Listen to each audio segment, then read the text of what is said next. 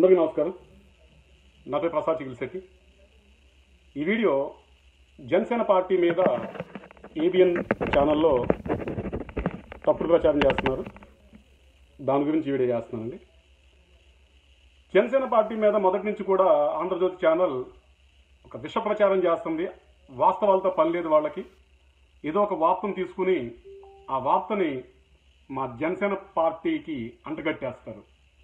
నిన్న షర్మిల గారు సోషల్ మీడియాలో టీడీపీకి సంబంధించిన పేజెస్లో, టీడీపీకి సంబంధించిన వాళ్ళు కార్యకర్తలు తనని వ్యక్తిగతంగా తన మీద వ్యక్తిగత ఆరోపణలు చేస్తున్నారు, వ్యక్తిగత అనాన్ని పాల్పడుతున్నారు, తన క్యారెక్టర్ అసాసినేషన్ చేస్తున్నారని పోలీసులు కంప్లైంట్ ఇవ్వడం జరిగింది. తను స్పష్టంగా టీడీపీ అని చెప్పారని, టీడీపీ పేజెస్ కార్యకర్తలు స్పష్టంగా చెప్పారు వీడియోలో. చెప్తే ఆంధ్రజ్యోతిలో కథనాలు ఎలా ఉన్నాయంటే జనసేన పార్టీ, జనసేన కార్యకర్తలు, అసలు టీడీపీ పదం కానీ, టీడీపీ పార్టీ కానీ, టీడీపీ కార్యకర్తలు కానీ ఏమీ లేదు. అసలు మొత్తం తీసుకొచ్చి జనసేన పార్టీకి అంటగట్టేశారు. అసలు వార్త ఏంటి? టీడీపీ మీద తను కంప్లైంట్ చేశారు పోలీసులకి. చెప్పిన వార్త ఏంటి? జనసేన పార్టీ కార్యకర్తల మీద కంప్లైంట్ చేశారు. ఏమన్నా పంతనం ఉందా? కనీస జర్నలిజం విలువ ఉందా మీ దగ్గర రాధాకృష్ణ గారు? వార్త ఏంటి సార్? అది వార్త ఏంటి అసలు? అది ఎలా సాధ్యం? అది ఒక ఉన్న వార్తను మీరు దాన్ని పూర్తిగా వక్రీకరణ చేసి టీడీపీ అనే పదం తీసేసి జనసేన అనే పదం ఎలా పెడతారు సార్? అసలు ఎలా సాధ్యమో జర్నలిజంలో మాట్లాడితే మీరు దమ్మున్న జర్నలిజం అంటారు. దమ్మున్న జర్నలిజం కాదండి, దుమ్ము కొట్టుకుపోయిన జర్నలిజం సార్ మీది. ఆపండి సార్ ఈ జర్నలిజం. భరించలేకపోతున్నాం, చూడలేకపోతున్నాం. నాకు టార్చ్ వచ్చేస్తుంది, ఈ బీపీ ఇవిటేషన్ వచ్చేస్తుంది. పక్క మా పార్టీ వాళ్ళేమో సభ్యంగా మాట్లాడమంటున్నారు కాబట్టి కొద్ది కంట్రోల్ చేసి మాట్లాడుతున్నాను. భాషను అదుపులో పెట్టుకుంటున్నాను సార్. దయచేసి ఆపండి సార్, మీరు ఆపండి. గతంలో కూడా ఎన్నో వార్తలు, ఇదే కాదు, గతంలో ఎన్నో వార్తలు, ఎన్నో తప్పుడు కథనాలు. ఎవరో మా పార్టీ కార్యకర్త ఏదో వ్యక్తిగత కేసులో ఉంటే జనసేన పార్టీ అధికార ప్రతినిధి అంటే మీకు మీరే ఒక కార్యకర్తను తీసుకెళ్లిపోయి అధికార ప్రతినిధి హోదా ఇచ్చేస్తారు మీరు. అలాగే తిరుపతిలో మా కార్యకర్తలకు ఏదో పోలీస్ కేసు అయితే జనసేన పార్టీ నాయకులు మీకు మీరే నాయకులు చేస్తారు పార్టీలో కార్యకర్తలు తీసుకెళ్లిపోయి. అసలు ఎంత విష ప్రచారం చేస్తున్నారు పార్టీ మీద, ఎంత విష ప్రచారం చేస్తున్నారు. మాకు సంబంధం ఉన్న వాటి మీద సంబంధం లేదు, అసలు ఏం సంబంధం లేదు. ఒక వార్త ఉందా జనసేన మీద తోసే, ఎక్కడన్నా పోలీస్ కేసు అయిందా జనసేన మీద తోసే, జనసేన కార్యకర్తలు వేసాయి. ఎవరైనా జనసేన కార్యకర్తలు ఏమైనా వ్యక్తిగత గొడవల్లో ఉన్నారా? వాళ్ళకి అధికార ప్రతినిధులు ఇచ్చేసాయి. జనసేన పార్టీ అధికార ప్రతినిధి అని చెప్పేసి ఏంటండి దారుణం ఇది? రాధాకృష్ణ గారు ఏం జర్నలిజం ఉంది అసలు? ఇది ఏంటంటే దారుణం. మాకు ఈ కమెంట్ చెప్పండి. ఈ మీడియాలో ఏంటి మా మీద దాడులు ఏం చెప్పాలంటే మీరు వ్యక్తిగతంగా దాడులు చేస్తున్నారు. మీడియాను పెట్టుకుని మా జనసేన పార్టీ మీద దాడులు చేస్తున్నారు. దాడులు అంటారు వీటిని. ఒక జర్నలిజం ముసుగులో మీరు దాడులు చేస్తున్నారు సార్. ఆపండి సార్. ఇంకా గతంలో కూడా మా అధినేత మీద ఏదో ఒక అతను ఫేస్బుక్ లో పోస్టులు పెట్టుకున్నారు, ట్విట్టర్లో పోస్టులు పెట్టుకోవచ్చు. ఇప్పుడు కోట్లాది అకౌంట్లు ఉన్నాయి, ఫేస్బుక్ అకౌంట్లు ఉన్నాయి, ట్విట్టర్ అకౌంట్లు ఉన్నాయి, అందరికి వాట్సాప్లు ఉన్నాయి. ఎవరికి ఇష్టం వచ్చినట్టు వాడికున్న ఉన్మాద స్థాయిలోనూ వాడుకున్న మానసిక స్థితిలోనూ వాడుకున్న ఆలోచన శక్తిలో పోస్ట్ పెట్టుకుంటాడు. పద్దెన పట్ల ఎవడు బాధాడిపడతాడు. అది పెట్టుకుంటే తీసుకొచ్చి మీరు మీ పేపర్, మీ టీవీ ఛానల్ డిబేట్లు పెట్టేశారు. పవన్ కళ్యాణ్ మీద మరోసారి కత్తి దూశాడు, సీరెడ్డి చిందులేసిందని చెప్పి ఎన్ని వార్తలు ఎట్టారు. మాకు దాదాపు 8 నెలల పాటు టార్చర్ చూపించారు కదా. రోజుకో వార్త, రోజుకో డిబెట్టు. అసలు వాళ్ళెవరు? అనామకులు. మా పార్టీకి సంబంధం ఏంటి? ఎవరో రోడ్డుని పోయే దరిద్రాన్ని తీసుకొచ్చి స్టూడియోలో కూర్చోపెట్టేసి అని డిబేట్లు పెట్టారు కదా. అదేం జర్నలిజం సార్ మీది? అసలు ఏం జర్నలిజం విలువలు అయ్యి? ఏం జర్నలిజం విలువలు? ఒక సెలబ్రిటీ మీద లక్షలాది అభిప్రాయాలు చెప్తారు.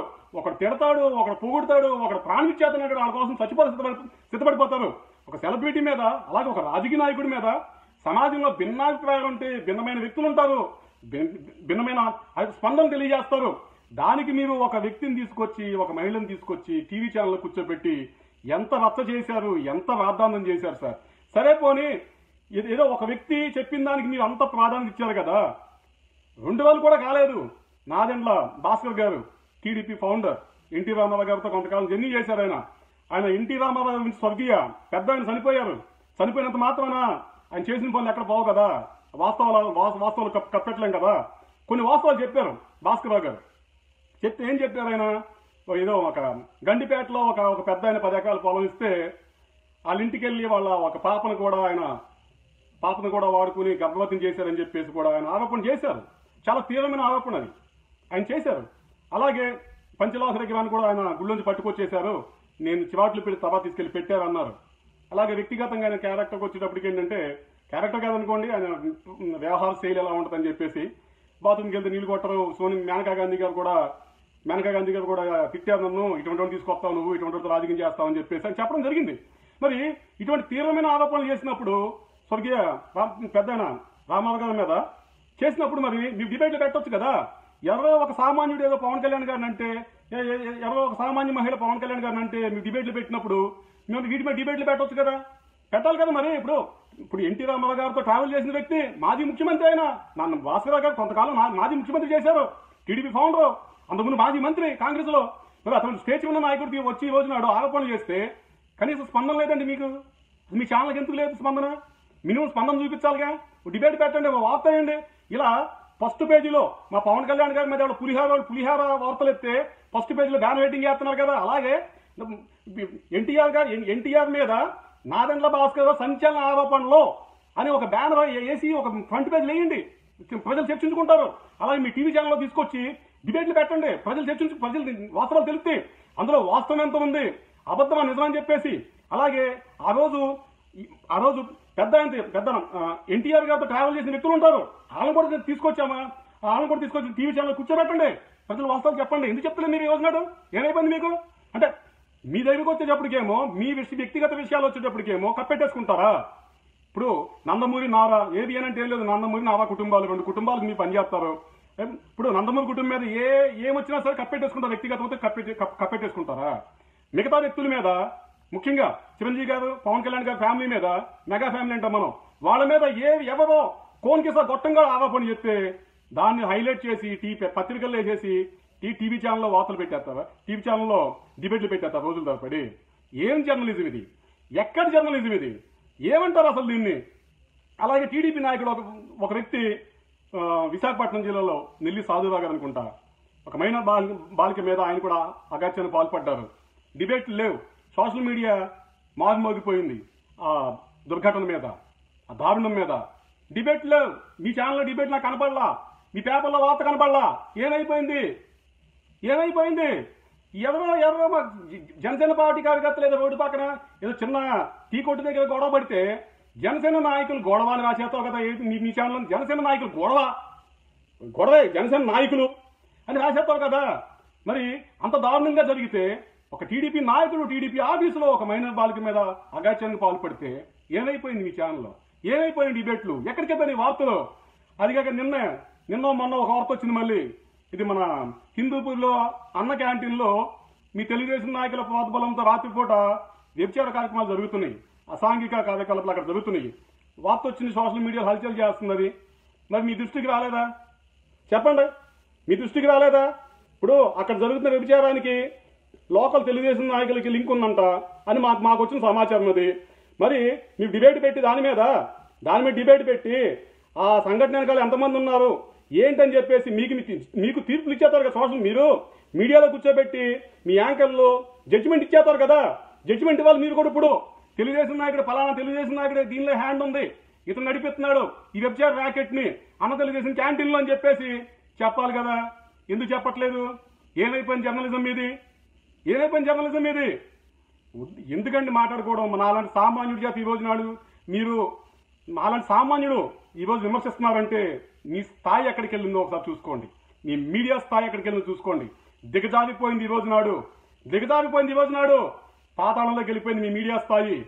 చాలా దారుణంగా ఉంది మీ మీడియా చూస్తుంటే, చాలా బాధాకరంగా ఉంది. ఒక జర్నలిజం ముసుగేసుకుని ఈ రోజు ముసుగేసుకుని మరి 2 కుటుంబాలకి, ఒక పార్టీకి కొమ్ము కాస్తూ మీరు మిగతా పార్టీల మీద, మిగతా వ్యక్తుల మీద బురద చల్లుతున్నారు. ముఖ్యంగా మా జనసేన పార్టీ మీద అసత్యాలు, కల్పిత వార్తలు నిత్యం బురద చల్లడమే. నిత్యం కళ్ళ ముందు కనపడుతున్న వార్తలు కూడా మీరు వక్రీకరణ చేసి రాసేస్తారు.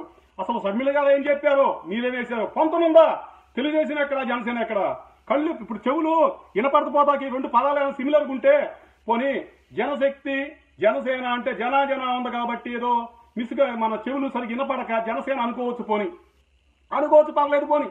ఏదో ఇప్పుడు ఏదో జనా పేరుతో ఉందనుకోండి, ఏదో అనుకోవచ్చు మనం అనుకోవడం. కానీ ఎంత వేరియేషన్ ఉంది. టీడీపీ, జనసేన, కొన్ని తెలుగుదేశం, జనసేన, అసలు రెండింటికి పదాలు కూడా ఎక్కడా కూడా లేవు, లెటర్స్ కూడా మ్యాచింగ్ లేదు. మరి అంత డీవియేషన్ ఎలా చెప్పగలుగుతున్నారంటే నీ జర్నలిజానికి దండం, శతకోటి దండాలు బాబోయ్, శతకోటి దండాలు. ఇటువంటి జర్నలిజం ఈ రోజున ఆంధ్రప్రదేశ్లో ఉందా? ఎంతకాలం బట్టి ఎంత మీరు చూస్తుంటే మీరు ఆ రోజు 2009లో ఎన్ని అగాత్యాలు చేశారు, ఎన్ని అకృత్యాలు చేశారు, ఆ తర్వాత ఎంత దారుణంగా చేశారు, వ్యక్తుల మీద ఎంత వ్యక్తిత్వ హననాన్ని పాల్పడ్డా మీరు. ఇప్పుడు మాకు అర్థమవుతుంది మీ ఛానల్లో చెప్పే ఇన్ని అబద్ధాలు ఉంటాయా, పుట్టెడు అబద్ధాలా, తెల్లారు వేస్తే అబద్ధాలా తీసుకొచ్చి మా మీద రుద్దేస్తున్నారు, ప్రజల మీద ఇన్ని అబద్ధాలు తీసుకొచ్చేసి బాబోయ్.